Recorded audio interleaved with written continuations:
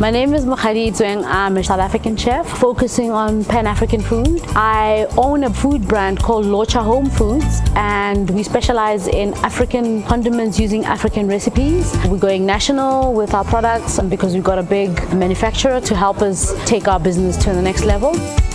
Kitoko Kitchen is a fusion of Zambian and Congolese food. I'm originally from Zambia. I'm originally from Congo. We are neighbor countries, but I didn't realize that so many foods that I grew up eating, he also grew up eating.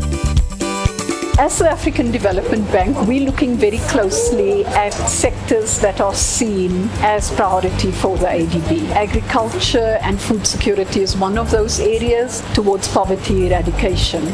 Our commitment is looking at inclusive growth, and we're particularly committed to do so in sectors that will lead to major job creation.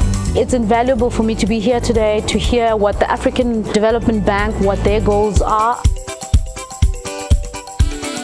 I'm working for African Children Feeding Scheme. It's a non-governmental organization. Every day we feed children. Monthly we give them food parcels. We teach people how to grow organic vegetables in a small-scale farming. We are encouraging entrepreneurs or those people who are interested in farming to actually produce and farm so as they can then sell to their immediate communities and also to the market that exists out there. I'm born and raised in Ethiopia. So after my high school in Ethiopia, I went to France. From there on, I moved to culinary arts and hotel management at the Paul Bocuse Institute. I decided to come back because I missed my culture, I missed our food. Chef Johannes Brandes' mission is to put the health benefits and taste of Ethiopian food to the global population. African food is big, but it's very underrated, which is why a lot of people are not yet into African food because it's not readily available to the market out there. What we're trying to achieve here is what are the challenges and obstacles that can be overcome through such a forum.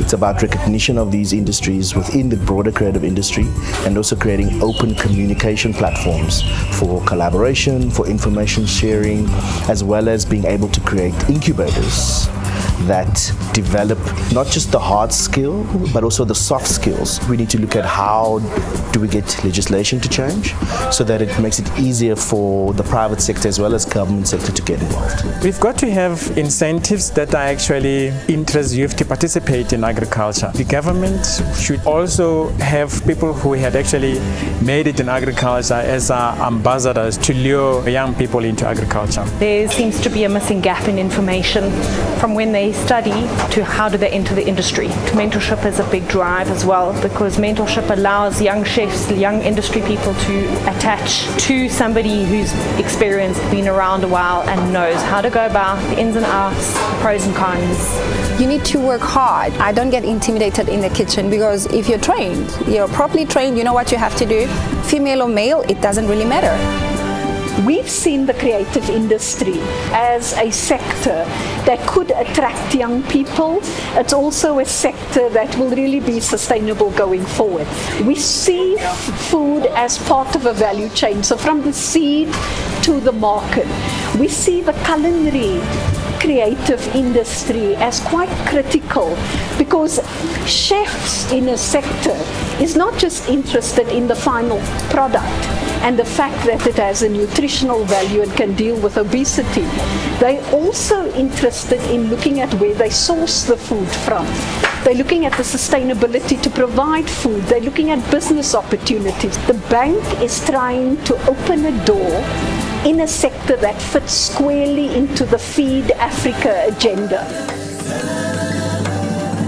Food is the core and everybody needs to consume food on a daily basis. It's a basic necessity, but it's how do we bridge this gap and this disjuncture between young people, female, those at the bottom of the pyramid in terms of catering or smaller businesses with the larger food processing companies.